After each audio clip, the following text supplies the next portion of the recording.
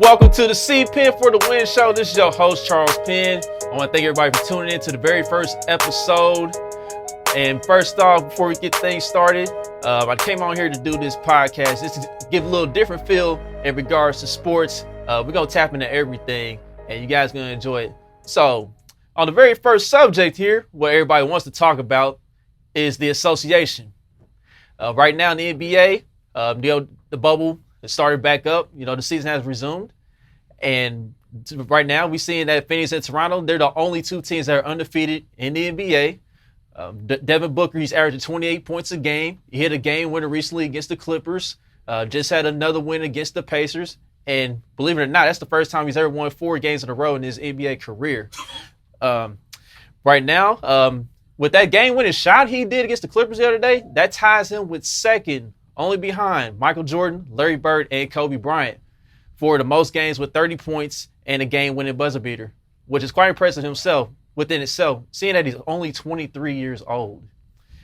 And the Toronto Raptors, they're the other undefeated team in the NBA. And as we look here, they have the best record in all 2020 at 26-7. And it's looking like they on a run similar to how the Bulls kept winning in 1994 when Michael Jordan retired in 1993. Now, the Toronto Raptors, they've beaten teams like the Lakers. They've won the top teams in the NBA. They've beaten the Boston Celtics.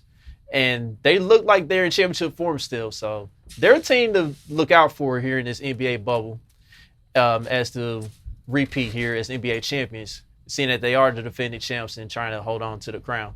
But we're going to come to the subject that everybody wants to talk about. It's the Los Angeles Lakers. And right now, the Los Angeles Lakers, even though they've already clinched the number 1 seed in the Western Conference, they have not played well since the season has resumed. Right now, the Lakers, they are currently last in field goal percentage. They're last in 3-point field goal percentage. They're last in offensive efficiency. And they're the only team in the NBA right now that's not averaging over 100 points a game since the bubble started. And we're here to talk about everybody's favorite player, basically, LeBron James as well. Well, LeBron has not played well in the bubble either. LeBron have averaged well below his regular season average. He's currently averaging 18 points per game, which is 7 points lower than his normal regular season average this year at 25. He's currently shooting 36% from the field. And right now, he's currently one of the worst in 3-point percentage as well. He's shooting under 30% from the 3-point line as well. Right now, LeBron has only had one game of over 20 points. And it seems like the clock is ticking on LeBron James. It seems like LeBron has reached a point where Father Time is starting to be on his rearview bumper. And Anthony Davis hasn't been himself lately either. He's had 2 rough games in a row. He had a rough one against, actually, I'll take that back. He's had 3 rough games in a row. He hasn't been himself. He had a rough game. We had a rough go against the Rockets recently. Even though he did have a double-double, 17 and 12.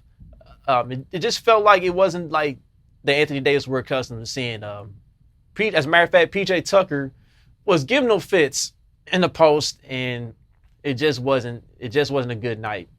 But they was without LeBron James in that game, of course. But the games before then, the Oklahoma City Thunder, against Oklahoma City Thunder, he was getting bodied up in that game too, and I believe he only ended up with single-digit points. And that's not the Anthony Davis we're accustomed to seeing. And, of course, the Raptors, they give them fits, too. It seems like the problem with the Lakers here is that they're going to run into an issue if they have to face a team that is athletic, long, tall, and that can run. The Toronto Raptors, for example, the defending NBA champions, they're that type of team that can run teams like the Lakers out of the gym. The Lakers, they play at a very slow pace. They're actually one of the slowest paced teams in the NBA. The Lakers, they like to control the tempo. They like to control the pace. But, as you see in the past, when LeBron leads the charge as far as, running the offense and just being the main guy that, controls everything. Teams that move the ball, have constant ball movement, they tend to find a way to get open and get easy buckets. And what I'm seeing with LeBron James, and this has been going on for quite some time, since his second stint with Cleveland.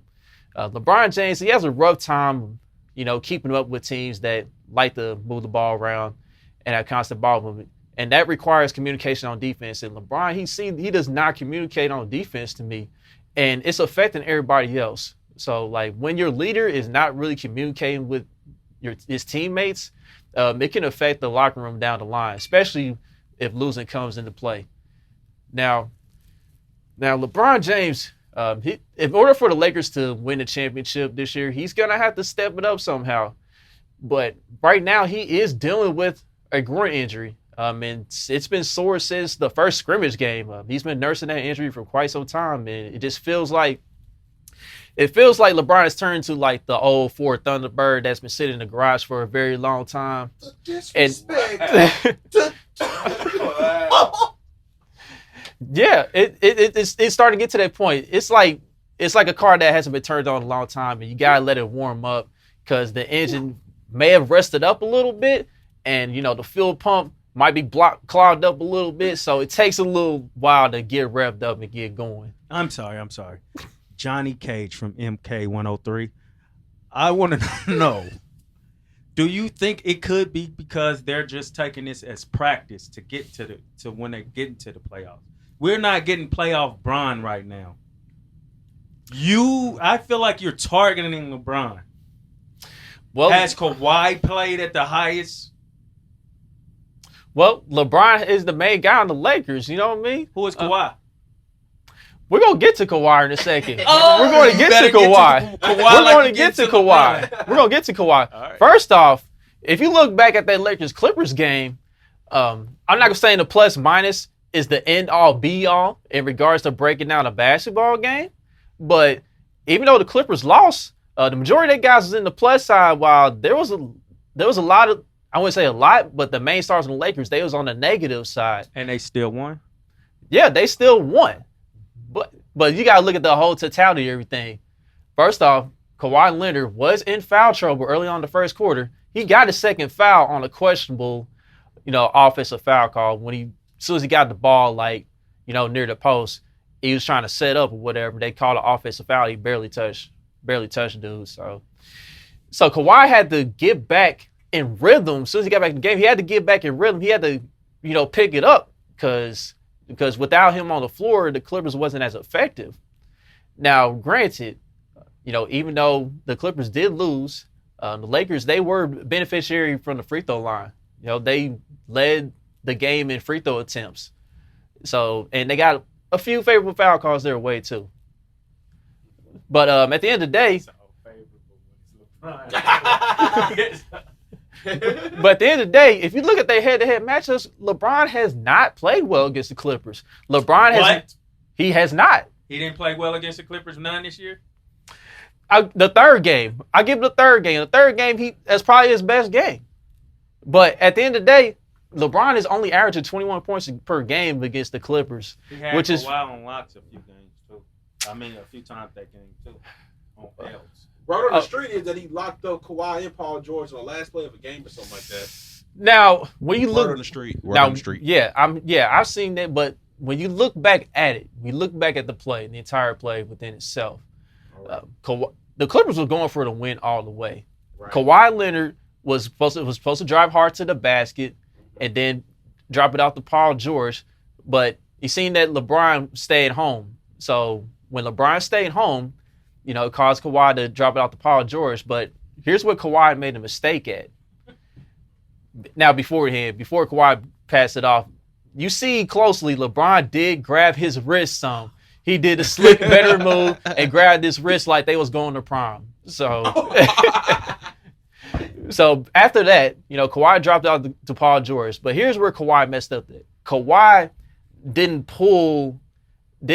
try to pull Caldwell Pope away from Paul George, so Paul George wouldn't be basically doubled up. With LeBron James and Caldwell Pope, they was both in the area to contest Paul George's shot, which made it tougher. Now, what Kawhi was mad about at the end of the game is that Kawhi expected Paul George to give him the ball back.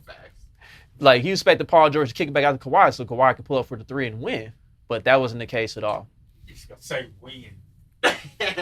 Yes, the Clippers was playing for the win on that last play. Now, Paul George been messing teams up, man. Paul George has the right to take a last shot. Yeah, Paul George was hot. He was extremely hot. Paul George hit like 3 threes in a row before then. If he make it, is this a conversation?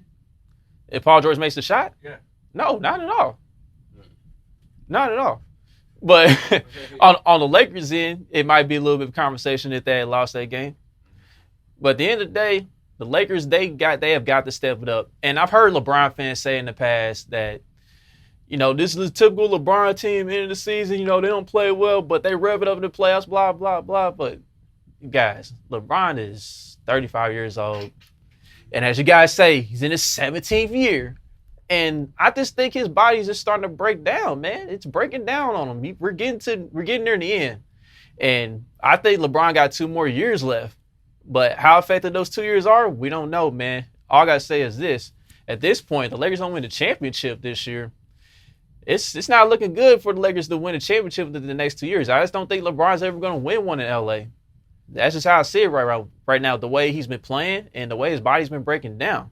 Now, as far as the rest of the Western Conference goes, I believe, you know, the Clippers, I think the Clippers are going to come out of the West, man. It's just that they're too deep. And as you've seen, you know, Kevin Durant, he came out in an interview, came on a podcast called Play for Keeps. He gave his prediction. He said Clippers over Bucks in the NBA Finals. And his reason is that he said that the Clippers are basically 11, 12 players deep. They can play anybody anytime in a playoff series. And the funny thing is, the Clippers, they've only had 12 games. They've only played at full strength for 12 games. And their record when they're at full strength, when everybody is healthy and playing, they're 11-1. So everybody keeps talking about their chemistry is not all the way right. You know, we don't know if their chemistry is going to be right in time and everything. But I believe the Clippers, they'll have everybody back just in time for the playoff run. Even though Trez, he's still going through it right now with his grandma passing. You know, prayers and condolences to Trez and his family. But when everybody gets back healthy, the Clippers, they just gonna be a tough out, man. I'm sorry, they're just too deep, and their roster's just too deep and too strong. And despite, you know, I don't like them getting Reggie Jackson and Marcus Morris. I didn't think that was necessary. I felt like they should have kept Mo Harkless. Mo Harkless was a better fit than Marcus Morris, in my opinion. A slasher, wing that could defend. So, but other than that, man, I think the Clippers are just too deep, in my opinion. So that's what I got coming out of the NBA Finals. And as far as the Rockets is concerned, the Rockets, they are pretty good for this format. They got the backcourt for this environment that can terrorize on the offensive end. And you're starting to see that they've actually improved defensively, believe it or not. Yeah, and they've been involved in some high-scoring games, but that comes with the territory of today's NBA. But you've seen James Harden lock up in the post. You've seen him improve. And you also seen Russell Westbrook starting to get back to the old Westbrook a little bit. He did kind of have a rough game the other night, but with that backcourt tandem, I mean, it's not like they haven't played together before. So they know their strengths and weaknesses. And I believe Robert Covington, he's going to be key as well as far as shooting from the outside. He'll probably replace what he had in Trevor Ariza. So that's what I got from my full breakdown here in the West.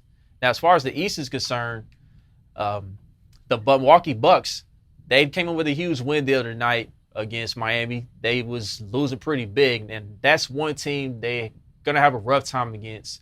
And I do want to say that the Bucks do come out of the East, but I just have a hard time believing that they can beat the Miami Heat. But who knows, come playoff time, things will be different.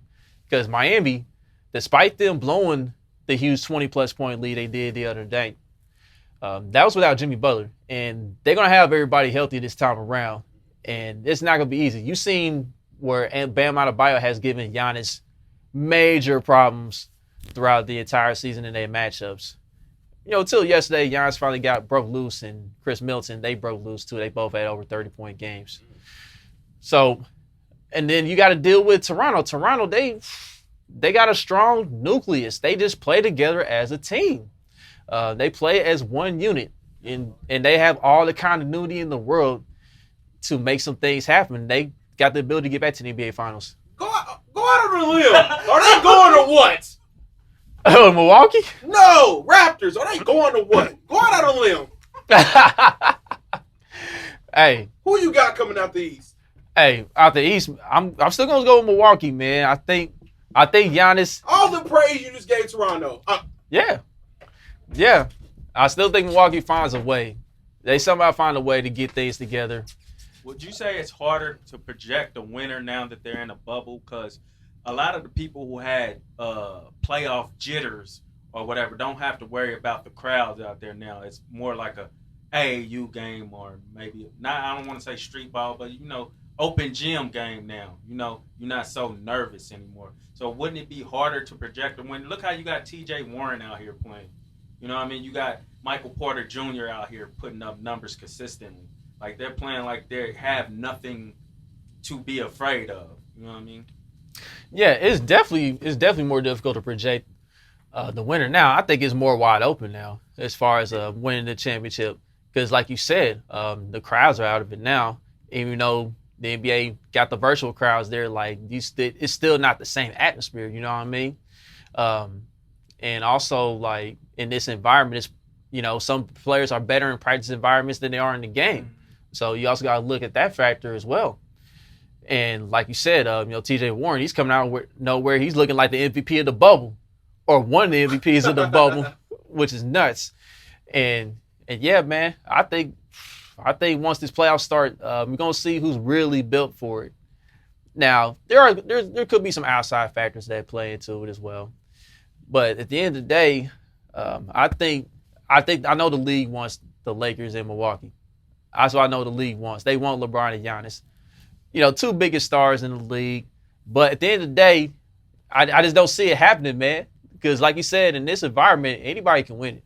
So yeah, there's my entire breakdown for the association that's going on in the bubble. Looking forward to the rest of the games, and we're gonna see what happens. All right, now we're gonna go into more serious matters here, just for a little bit. I already know I broke down everything within the association, but I want to get back to the Black Lives Matter movement in all sports. Now, every single league, the MLB, the NBA, the NFL, and all sports leagues across the world, they've acknowledged that Black lives do matter. And, if it wasn't for Black lives, someone becoming athletes, becoming these great world-class athletes that we see on TV every day, a lot of these sports, I wouldn't say a lot, but some of these sports leagues will be in trouble, and they may be out of business. Now, with that being said, Black lives really do matter in that aspect. I think that Black lives, they're not Black people. They're more than just athletes. You know what I'm saying? Like, there's been athletes. There's like a good amount of them. They've retired from the game, and their only highest level they can go up to is just be an analyst for that sport. And I just believe that some of these athletes that retired, they should have more opportunity. There should be more representation in the front office jobs. I believe there's not enough representation in the front office jobs. It's mostly dominated by white people. Let's just be real. It's mostly dominated by white people. So my thing is, we've seen players in the past that have retired and gone to these front office positions, like Isaiah Thomas, for example. He's worked in Toronto Raptors. He's worked for the New York Knicks. He's worked for the Indiana Pacers, and he did a pretty solid job with the Knicks. The Knicks, they're just they're just a dysfunctional organization. I felt like he didn't get enough time because he was starting to build the talent there in New York, and I felt like if he would have got a year, maybe 2 more years, the Knicks probably could have been something again. But that's just my opinion. But it feels like, Black people that's in the front office positions, it seems like it's only like 2% Black. That's just how I feel about the situation. So if these sports leagues are really serious about this matter moving forward, I just think Black people should get a fair shake as far as like the process, as far as like the interview process and the requirements, because there have been, like, let's just say for example, when the Bobcats was going for sale, Michael Jordan, he eventually got the team. But B.J. Armstrong and Scottie Pippen and Christian Laettner, they gathered up all the money. They tried to buy out the Charlotte Bobcats, and of course, they didn't qualify everything. But there's been other instances where there have been guys, former players, they've tried to acquire teams, become owners, and they somehow don't meet they meet all the requirements, but they still don't get the ownership. And I've heard, and as you guys heard recently, like a few weeks ago, that Kevin Garnett's trying to buy the Minnesota Timberwolves. He's working with investors right now to acquire the Minnesota Timberwolves, and I hope he gets the job. But there's always the stigma. It feels like there's always a stigma when it comes to trying to become an owner and getting that ownership.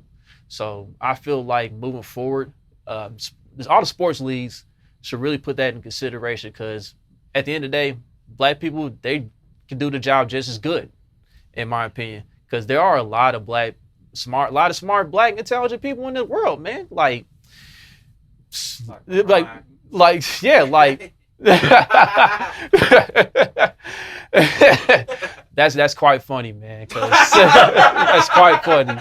That's quite funny. I will give LeBron this. I will give LeBron this. I will give LeBron this. The great thing that LeBron has done, he's put his friends in positions to become bosses themselves. So I will give LeBron mad credit for that. He's the GOAT off the court. And been an example for the rest of the league and all sports, period.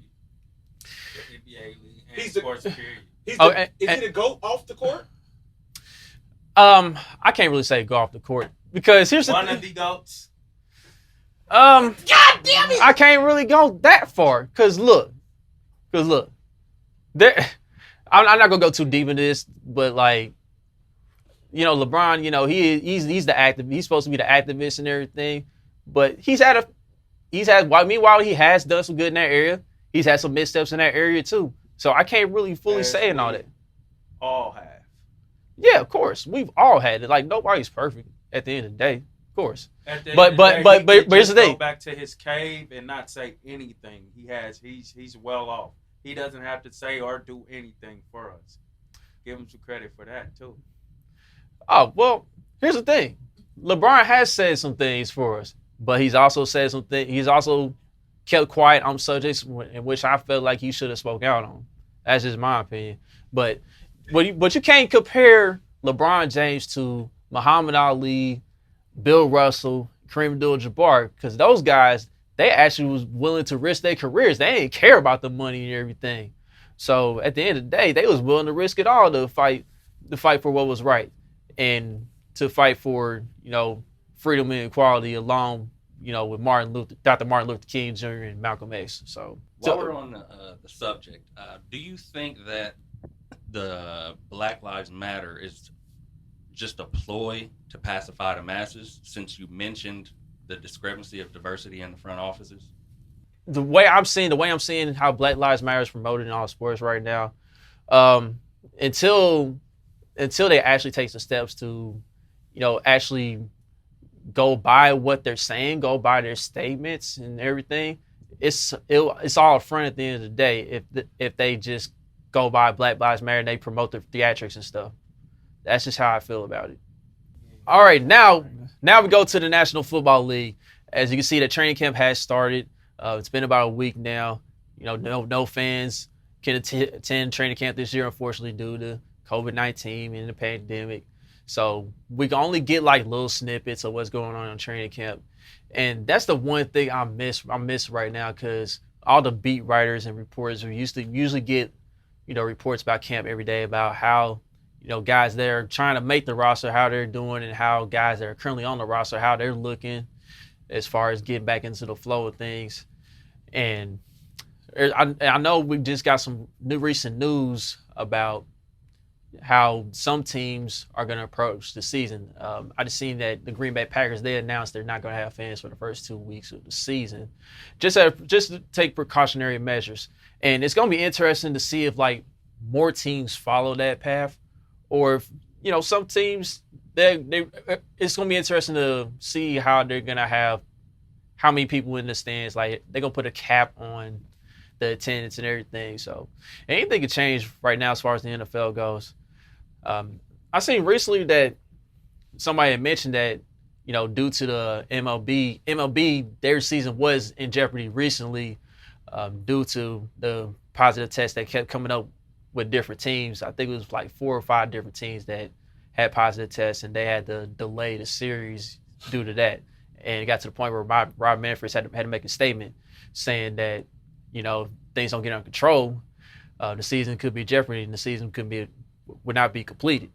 Now, I know the NFL is probably watching that, and you just got to wonder, like, the teams that play outside and everything, the teams that don't have a dome, could it get to a point where the NFL may have to consider only playing in domes in certain cities that play in domes? Like, have a group of teams playing in Dallas, or have like a group of teams play out in LA in the new Rams and Chargers Stadium, and, another dome down in Atlanta, and, just got to look at teams that got a roof over the top of their domes. So, now, as far as the NFL goes, they said the season is going to go on as planned, but you just got to wonder, like, with players, coaches, and staff, there's a lot more of those people that's going to be on the field in comparison to what we're seeing in Major League Baseball. And you just got to wonder how they're going to approach that throughout the season. And, like, the protocol, like, on the bench, on the sideline, is going to be, like, regulated to where everybody's going to be, like, 6 feet apart except for, timeouts and stuff like that. You got a question? Yes. So with the NBA having a bubble, there's been a lot of talks of the NFL, how the NFL could or could not go about this, and a lot of people don't think it's possible. I wonder. I don't know the politics of everything. Maybe you know, but I wonder, like, with there being so much money in sports or the NFL period, couldn't they? I think you kind of alluded to this earlier, as far as like them sharing a dome or whatever, like the cities that have a dome, like a few teams share that, and couldn't they like possibly rent out a hotel or something to where the players quarantine in that hotel and just strictly stick to that hotel or that area or whatever. That way it makes it safer for game day when they play. That way the season could go on. You get what I'm saying? Like, in a bubble, they're likely not going to take it. I mean, not going to catch the corona if they don't go outside of that bubble, because they've all been quarantined or all of that. So I'm saying, do you think there's a possible way that they could do that within the NFL? And if, like, worried about a player, take just about as many players as you need. And if a player gets injured, just swap them out. You know what I mean? Yeah, I think it is possible. You also got to factor in, how many hotels there's going to be available, where these domes are at, because the NFL, we're going to have way more people as far as, like, coaches, players, and, trainers and everything in comparison to the NBA. The NBA, it's a little bit easier because it's less of that. The NBA, it's just a 12 to 15 man roster. With the NFL, it's going to be a much larger roster at that point. And like a lot of places aren't like the hotels, like kind of close to each other, surrounding each other. So if you get make some type of deal with a few of those hotels, I'm sure they got the money to pay the hotels or whatever, to where they can house those players. Maybe they can get it done like that. I don't know the politics of that, but I'm saying that may be a way they can go about it to keep them safe. And you may be able to get a lot more of your star players to be willing to play. Yeah, I agree with that. It's a possibility. The NFL, they may look at that possibility down the road, and I think they probably would take that idea into consideration if things do get out of control. Now, as far as how the NFL is going to handle everything, hopefully things will go smooth, with the start, and we won't have any delays comparison like the MLB did, and we can, enjoy the rest of the NFL season, and we'll see how everything plays out. But as far as like the game itself, as far as like the season itself, everybody's looking forward to the Chiefs possibly repeating. They're in a good position to maybe repeat. And you got the Baltimore Ravens. You got Lamar Jackson. He's the defending MVP. He's going to try to take the Ravens up to the next level. He's still trying to get his first playoff win, so we're intrigued by that. And then you got Tom Brady with the Tampa Bay Buccaneers. We got to see how that chemistry plays out. He's going to have his old running mate and Gronk back, along with Chris Godwin and Mike Evans. And then on the defensive side, you got Shaq Barrett, a top pass rusher. So we're going to see how everything plays out with the Bucs on their end. And then, of course, you got teams like the Niners. They defending the NFC champions, and the Saints, and then the Patriots. We're gonna see what they do with Cam Newton. We're gonna see if he'll be the starter there. I know people have hinted that Cam. Some people saying Cam coming in as a backup, but come on, man, Cam is only 30 years old. He's a former MVP, so I don't see how Cam doesn't win that job in New England. So it's gonna be an interesting season on paper. We know that a few guys have decided to opt out of the NFL season. The biggest name I've seen so far is Dante Hightower, the Patriots, and that's going to be interesting to see how the Patriots can replace his production.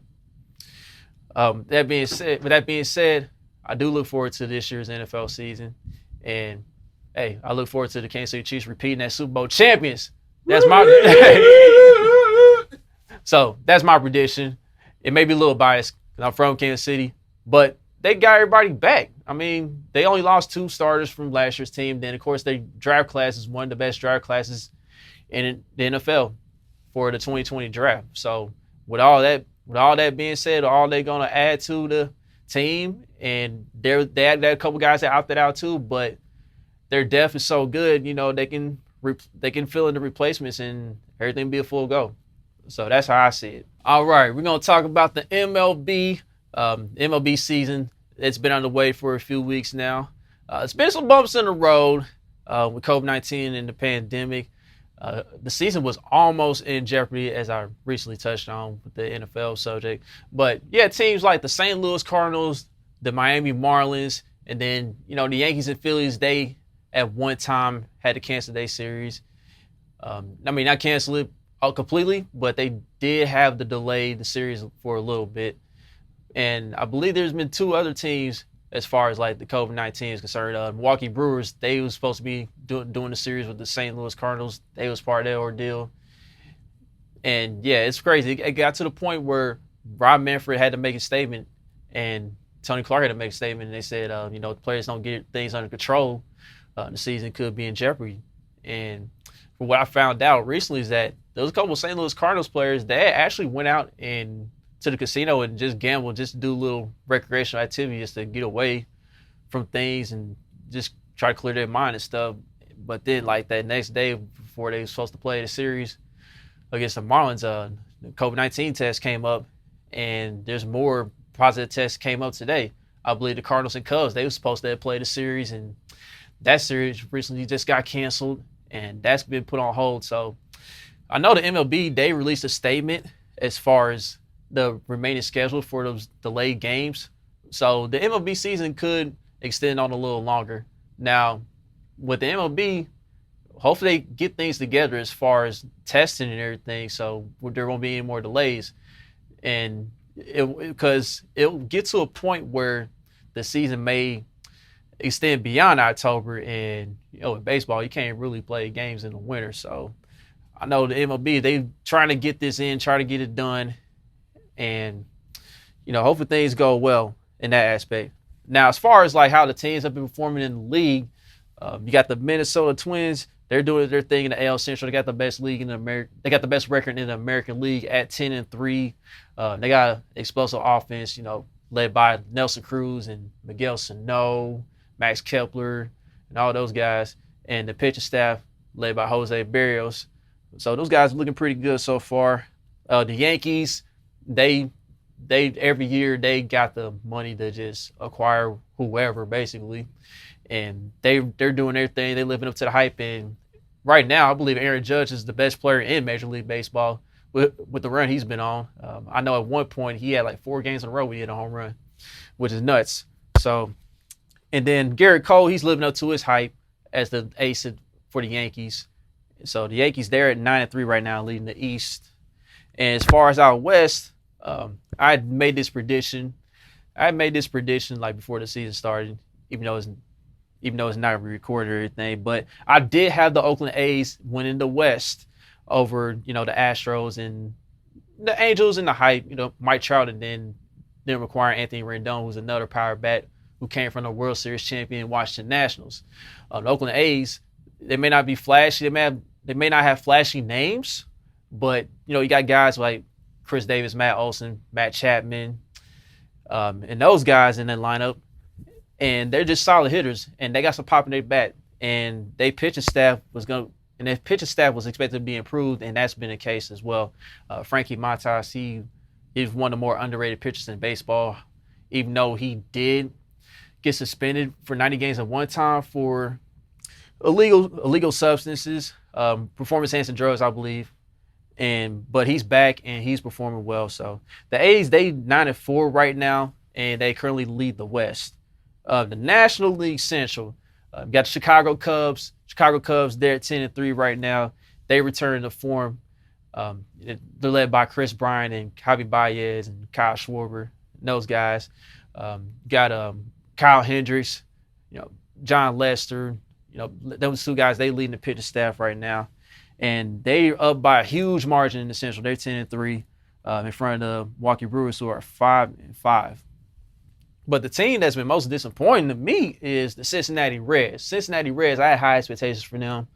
There's still plenty of time for them to maybe get back in and get on a hot run and everything, but I feel like with the acquisitions they made over the offseason, they was going to improve more offensively, and then the pitching staff looked good on paper. Just led by Trevor Bauer and Amir Garrett, those guys, but they haven't lived up to my expectations, so I'm a little disappointed in the Reds right now, but they got time to get things back rolling.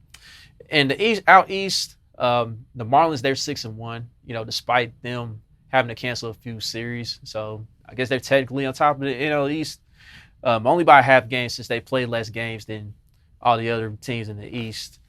But you got the Atlanta Braves at 9-5. But Atlanta Braves, that's what I had coming out the East. Atlanta Braves, I feel like they're going to go to the World Series. Ronald Acuna, Freddie Freeman, they leading the charge for their offense.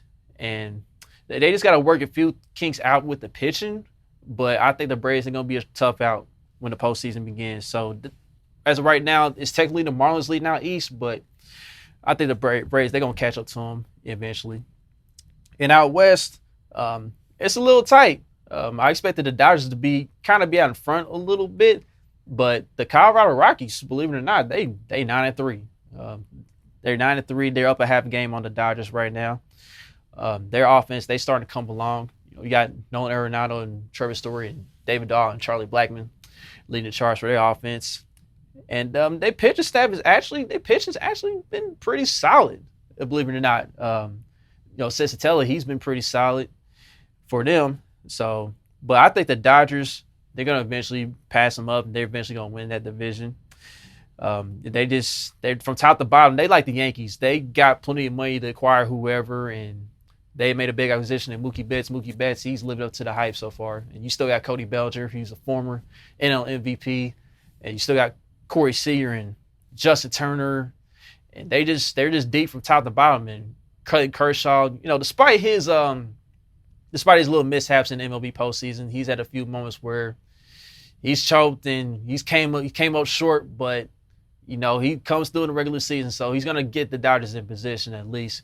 But you also got Walker Buehler and the rest of that pitching staff. So the Dodgers, they're gonna be a tough out.